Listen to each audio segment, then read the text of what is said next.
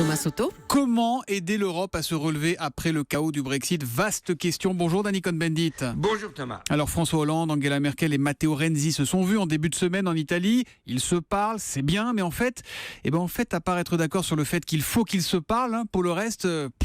Ça ne marche pas. Pourquoi ? Eh bien, le voodoo mystique qu'ils avaient tenté, c'est-à-dire être sur la tombe d'Altiero Spinelli, le fédéraliste, celui qui, dans les années 40, en prison, avait lancé cette idée d'une Europe fédérale, eh bien, ça n'a pas pris parce qu'ils sont retombés dans les petits calculs d'apothicaires et donc ça ne marche pas. Voilà le problème. Ces chefs d'État n'arrivent pas à se dépasser. Mais pourquoi ? Qu'est-ce qui les freine ? Qu'est-ce qui les tétanise ? Là, on a quand même une Europe qui semble en danger. Il faut la ventiler. Il y a urgence, là. Oui, mais Thomas, vous savez qu'en France, il y a une élection. Vous le savez, vous avez compris, bientôt. La même chose en Allemagne. Donc, Renzi a un référendum devant lui. Ils ont peur de leur opinion publique. Au lieu d'orienter leur opinion publique, au lieu de leur expliquer que pour sortir du marasme dans lequel on est, aussi bien sur le problème des réfugiés que le problème donc de la relance économique, eh bien, ils n'ont pas la lucidité de parler de l'Europe comme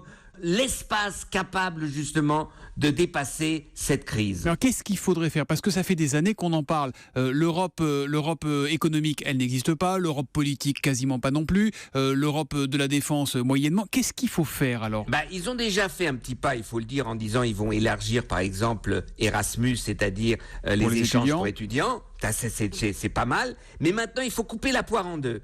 Il faut dire, on est prêt, les Français, les Italiens disent, on est prêt à respecter les 3%, mesdames et messieurs les Allemands, si vous êtes prêts à accepter que toutes les contributions à l'Europe, et il faut même augmenter le budget européen, soient sorties du calcul du déficit.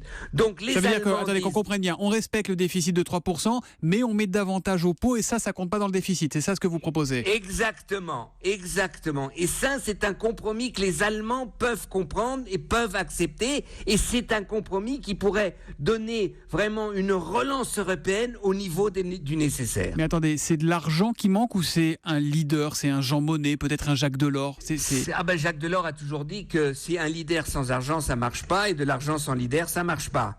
Donc voilà, c'est ça. Donc il faut une capacité d'investir, de relancer, et il faut des politiques capables de gérer cet investissement, d'aller plus loin dans l'idée justement d'une Europe, de partager la souveraineté pour résoudre les problèmes économiques, les problèmes des migrations et le problème de la sécurité. L'humeur de Danny, qui nous avait dit avant l'été qu'il se verrait bien à la tête de la Commission européenne, c'est toujours d'actualité dans votre esprit ? S'il y a une élection où le suffrage universel ferait intervenir pour être président de la Commission, oui, c'est d'actualité, c'est en débat, il faut faire avancer le schmilblick. C'est peut-être lui qui se prend pour le nouveau Jean Monnet finalement.